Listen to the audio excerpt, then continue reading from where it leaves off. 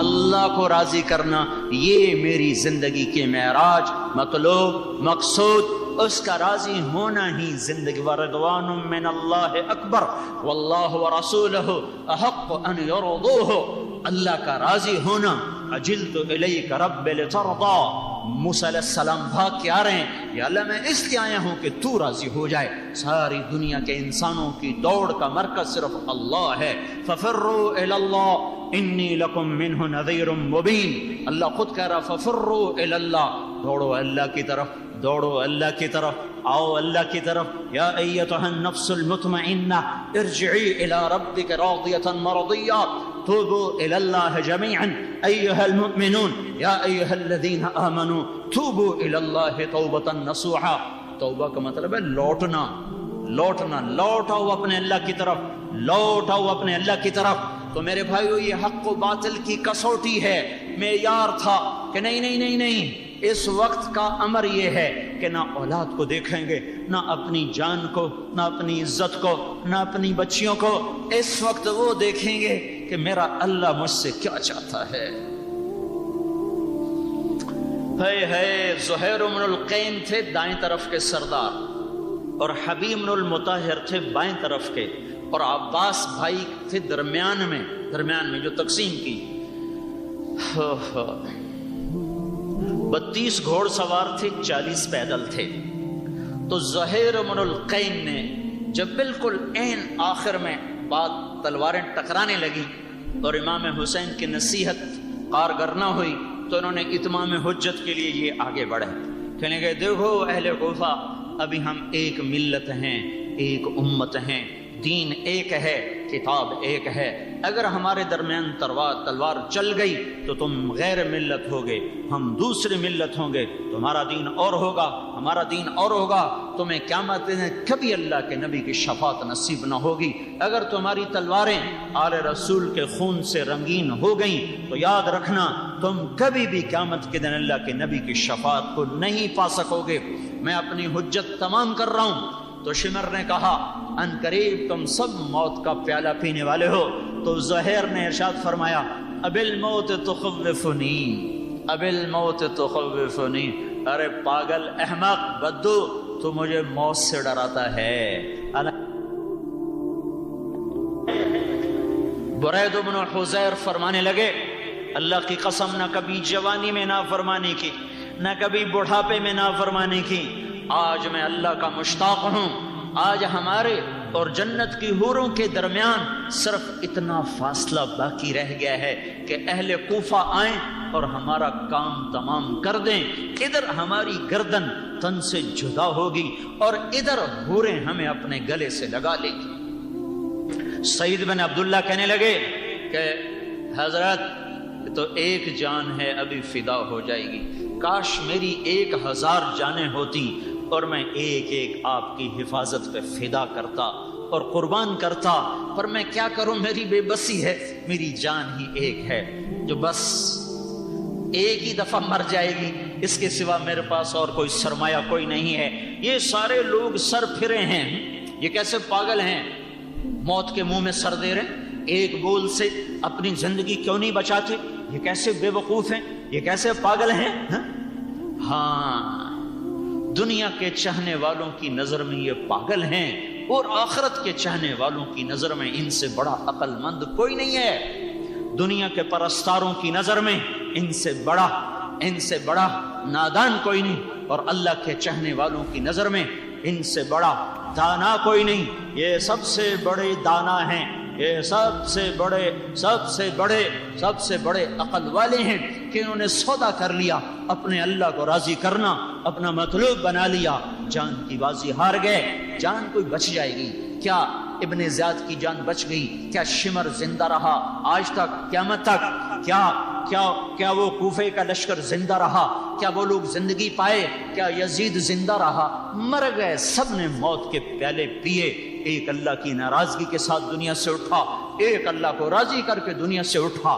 موت کا رقص تھا اور اللہ کی رضا کے پروانے دیے جا رہے تھے، یہاں تک کہ سارے ساتھی ختم ہو گئے، آخری آدمی عابس بن ابی شبیب رہ گئے۔ انہوں نے کہا کہ اب میرے بس میں کچھ نہیں ہے، اب جب تک ہم زندہ تھے آپ پہ حرف نہیں آیا، اب ہماری اکیلی جان ہے، میں اب اللہ کے نام پہ قربان کرتا ہوں۔ اور وہ آگے اکیلے کے مقابلے میں تو ایسے جدھر بڑے کوفی آگے بھاگ پڑے، ادھر بڑے کوفی آگے بھاگ پڑے، تو ابن سعد نے کہا اور یہ تمہارے قابو کا نہیں، اس کو پتھر مارو۔ تو چاروں طرف سے اس کو پتھروں اور تیروں سے کو بوچھاڑ آئی، قریب کوئی نہیں آیا، اکیلے میدان میں کھڑے، قریب کوئی نہیں آیا، پتھروں سے مار مار مار مار مار، تیر مار مار زخمی کر دیا۔ جب گرے پھر جا کے تن سر سے دھڑ سے جدا کیا، اب آل رسول کا نمبر لگ گیا، اور سب سے پہلے اپنے بیٹے علی الاکبر شہید۔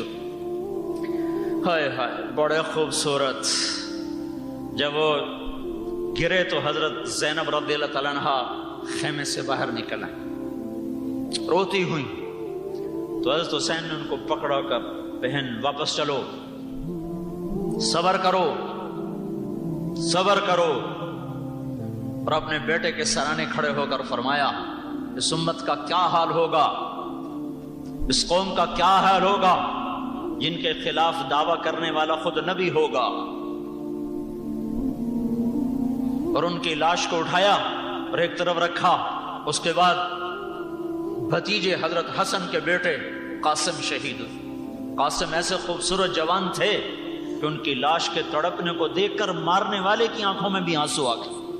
ان کا یا عمّا، تو بیچ میں اتنے فاصلے تھے کہ حضرت حسین کے پہنچتے پہنچتے قاسم جان کی بازی ہار گئی۔ تو سرانے کھڑے ہو کر کہا بھتیجے آج تیرا چچا بڑا بے بس ہے، آج اس کے دشمن بہت زیادہ ہیں اور دوست بہت تھوڑے ہیں، اب تو میری مدد سے ویسے ہی بے نیاز ہو چکا ہے۔ اور جب علی الاصغر شہید ہوئے، اور ان کی وہ تو چھوٹے ہی تھے، حضرت حسین کے بیٹے ابو بکر شہید ہوئے، علی الاصغر شہید ہوئے، علی الاکبر شہید ہوئے، علی الاوسط بچ گئے جن کو امام زین العابدین کہا جاتا۔ جب علی الاصغر شہید ہوئے تو کہا جا اپنے باپ دادا سے مل لے، جا اپنے باپ دادا سے مل لے۔ زہیر بن القین جو دائیں طرف کے سردار تھے، جب وہ شہید ہوئے، جب وہ گرے تو لگے تیر لگے نا، تو حضرت حسین کے کندھے پر ہاتھ مار کر کہا اقبل ہدیت ہادیا مہدیا، آگے بڑھ، تو پہلے بھی ہدایت یافتہ تھا تو آج بھی ہدایت یافتہ ہے۔ الیوم تلقى جدک النبی، آگے بڑھ، تیرا نانا محمد مصطفیٰ تیرے استقبال میں ہے، آج اپنے نانا سے ملے گا، حسنا والمرتضی علیہ، آج تو اپنے بھائی حسن سے ملے گا، اپنے باپ مرتضی علی سے ملے گا، چل چل آگے بڑھ۔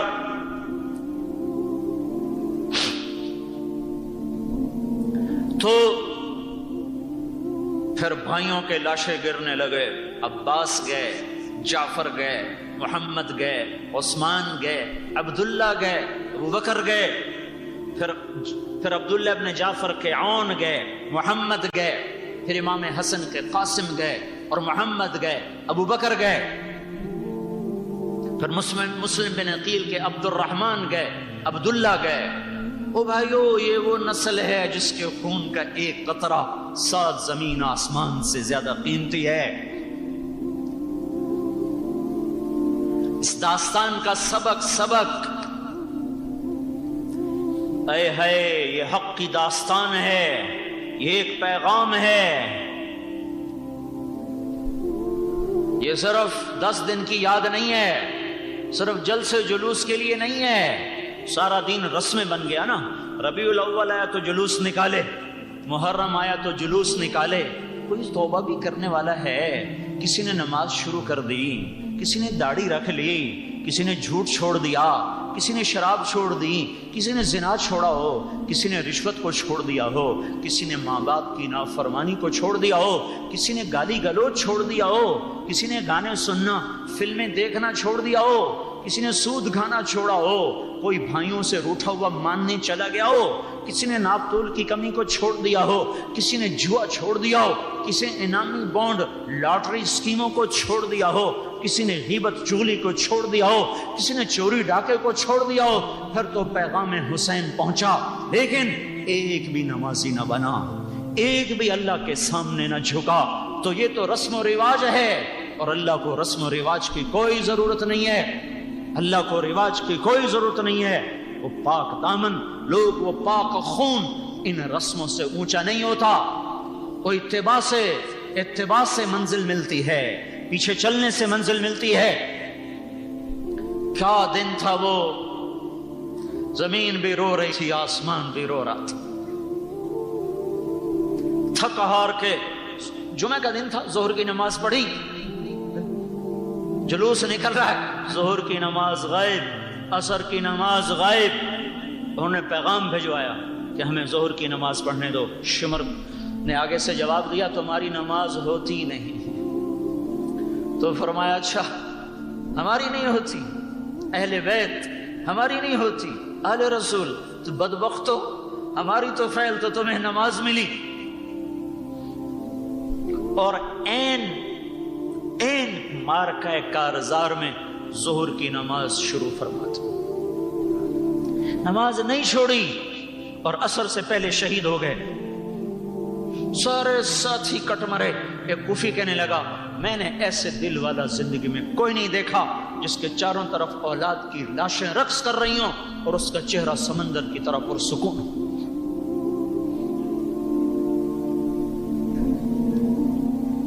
آخری بیٹے عبداللہ تھے، 2 سال، صرف 2 سال۔ 2 سال کا تو پرایا بچہ بھی اچھا لگے، دشمن کا بچہ بھی اچھا لگے، یہ تو اہل رسول میں سے ہیں۔ ان کو بلایا اور ان کو ایسے سینے سے لگایا، ان کو پیار کرنے لگے، ایسے ان کو سونگنے لگے، پیار کرنے لگے، اور نصیحت کرنے لگے خاندان والوں کو کہ ابن الموقت کا تیر آیا اور بچے کے گلے میں لگا اور وہی ٹھنڈا ہو گیا۔ اس وقت آ کر پیمانہ چھلکا ہے، اس سے پہلے کچھ نہیں بولے، بچے کا خون اپنے چلو میں بھر کے یوں آسمان کی طرف اچھال دیا کہ اے میرے رب، اگر تو نے اپنی مدد کو روک لیا ہے تو ہم تو اس حال میں بھی راضی ہیں، لیکن ان سے بدلے تو خود لے۔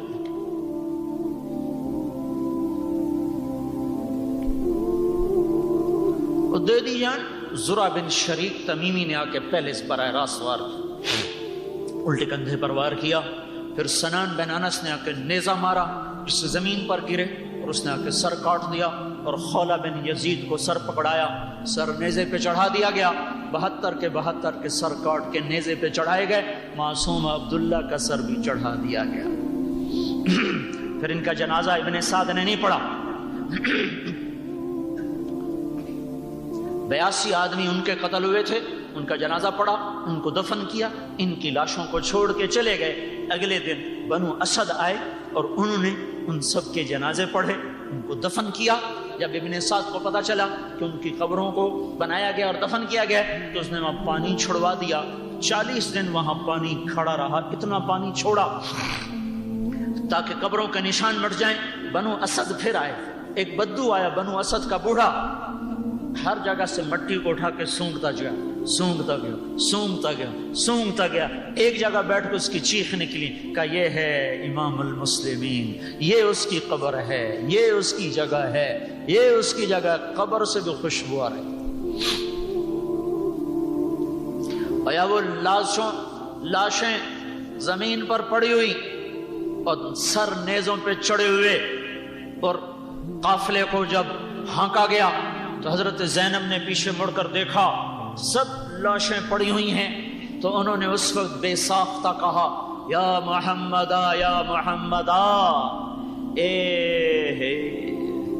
آ جاگتے دیکھ تو صحیح یا رسول اللہ، آؤ تو صحیح، صلی علیک اللہ، تجھ پہ اللہ کا درود و سلام ہو، وملک السماء، آسمان کے فرشتوں کا سلام ہو، هذا حسین بالعرا، آج دیکھو تیرے حسین کی بارات، یہ کیسی انوکھی بارات ہے۔ دولہا تو گھوڑے پہ سوار ہوتے ہیں، یہ دولہا نیزے پہ سوار ہے۔ دیکھو آج تیرا حسین کٹا پڑا ہے، مزمل بالدماء، اپنے خون کا یہ سرخ جوڑ پہنے ہوئے ہے، اپنے خون کے سرخ جوڑے سے گلاب کے سیرے ہیں، گلاب کا سیرا، گلابی شہابی لباس کون سے آیا ہے؟ خون کے قطروں کے تانے بانے سے تیار کیا گیا ہے۔ مقطع بالاعضاء، آج اس کا جسم ٹکڑے ٹکڑے ہو چکا ہے۔ یا محمد ہے یا رسول اللہ، بناتوں کا سبایا، آج تیری بیٹیاں قید ہو گئی، وذریتوں کا مقتلہ، آج تیری اولاد قتل ہو گئی، تصفی علیہ الصبا، کفن دینے والے نہ ملے تو ہواؤں نے آگے بڑھ کر اپنی مٹی کا ان کو کفن پہنا دیا۔ ابقت کل عدو و صدیق، ان الفاظ کو سن کر وہ بدبخت کمینے بھی روئے جن کی تلوار سے خون ٹپک رہا تھا، اپنے بھی روئے پرائے بھی روئے۔ ابن زیاد کے سامنے سر رکھا گیا تو اس نے چھڑی ہونٹوں پر ماری تو زید ابن ارقم کھڑے ہو کر کہنے کے بدبخت ہٹاؤ اس چھڑی کو، میں نے ان ہونٹوں پر اللہ کے نبی کے ہونٹوں کو لگتے ہوئے دیکھا ہے۔ ابن زیاد کہنے لگا میں نے ایسا حسن آج تک نہیں دیکھا، میں نے ایسا حسن آج تک نہیں دیکھا۔ پھر یہی سر یزید کے سامنے رکھا گیا تو یزید نے ہونٹوں پہ چھڑی ماری تو ابو برزہ اسلمی رضی اللہ تعالیٰ عنہ کھڑے ہو گئے، ان کا ظالم اس چھڑی کو ہٹا، میں نے یہاں اللہ کے نبی کے ہونٹوں کو لگتے ہوئے دیکھا ہے۔ تو میرے بھائیو، یہ ایک پیغام ہے، یہ کوئی کہانی نہیں ہے، داستان نہیں ہے، صرف آنسو بہانے کے لیے نہیں ہے، یہ زندگی کا سبق لینے کے لیے ہے کہ جو اللہ کی چاہت پہ قربان ہوں گے وہ کامیاب ہو جائیں گے۔ یہ آنسو یزید کے لیے کیوں نہیں ٹپکتا؟ یہ ابن زیاد اور شمر کے لیے کیوں نہیں ٹپکتا؟ یہ حسین کے لیے کیوں ٹپکتا ہے؟ یہ عبداللہ کے لیے کیوں ٹپکتا ہے؟ یہ عباس اور عون کے لیے کیوں یہ آنسو بہتے ہیں؟ زینب کے نوحے نے پتھروں کو کیوں پگھلا دیا؟ کہ حق پہ مرنے والے ہمیشہ زندہ رہتے ہیں۔